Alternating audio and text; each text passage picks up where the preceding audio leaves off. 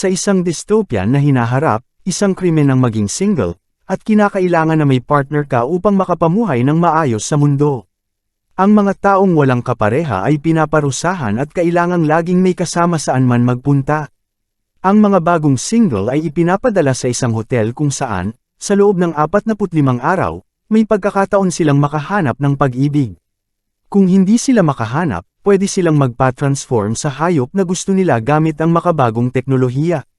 Si David, isang arkitekto, ay dumating sa hotel para maghanap ng bagong partner dahil iniwan siya ng kanyang asawa para sa ibang lalaki.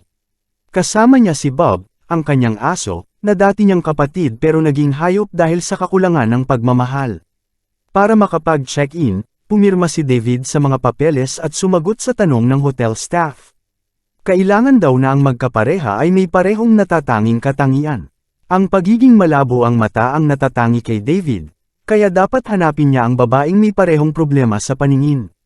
Dagdag pa rito, sinabi ni David na matapos ang 11 taon ng pagsasama, iniwan siya ng kanyang asawa para sa mas malinaw ang pananaw na lalaki.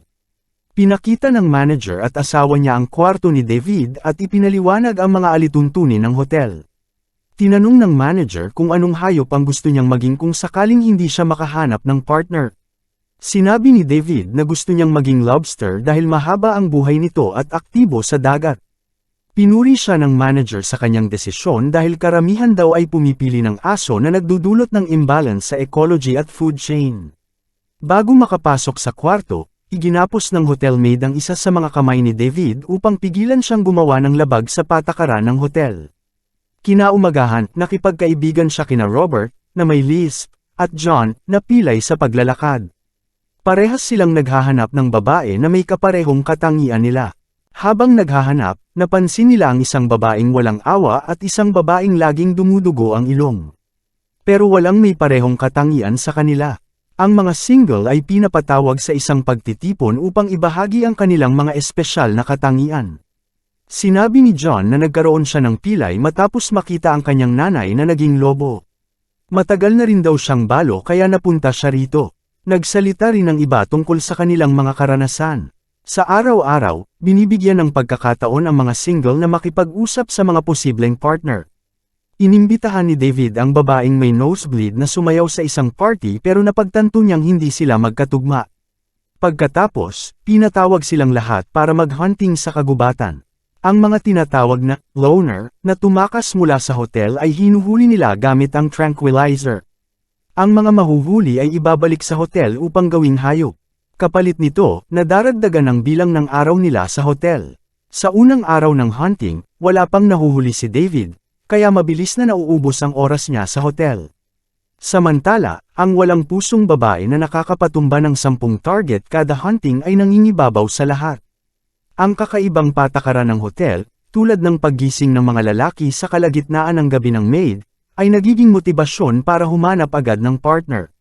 Nahuli si Robert na nagpaparaos kaya pinarusahan siya ng hotel sa pamamagitan ng pagsunog sa kanyang kamay gamit ang toaster. Samantala, kinausap ni David ang babaeng mahilig sa butter biscuits pero hindi siya interesado kahit pa ito ay nagpapahiwatig ng paghanga sa kanya. Sinabi ng babae na kapag hindi siya nakahanap ng partner sa takdang panahon, plano niyang tumalon mula sa bintana ng kanyang kwarto. Sa pool, nagsinungaling si John sa babaeng may nosebleed tungkol sa kanyang nosebleed episodes. Sila ay idineklarang magkapareha at binigyan ng double room. Ilang araw matapos nito, tumalon nga ang babae sa butter biscuits mula sa bintana.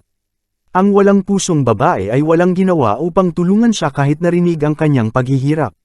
Dahil malapit na ang deadline ni David, kinausap niya ang walang pusong babae at nagkunwaring pareho silang walang emosyon.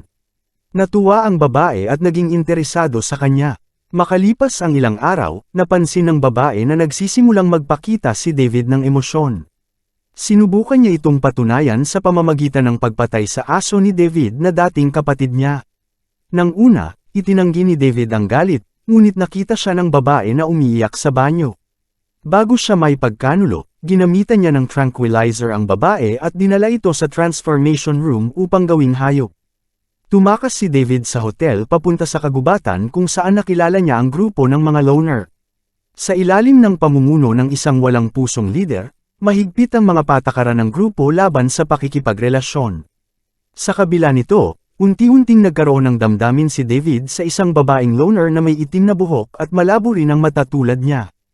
Nang matuklasan ng leader ang relasyon ni David at ng babae, binalak nitong guluhin ang kanilang samahan.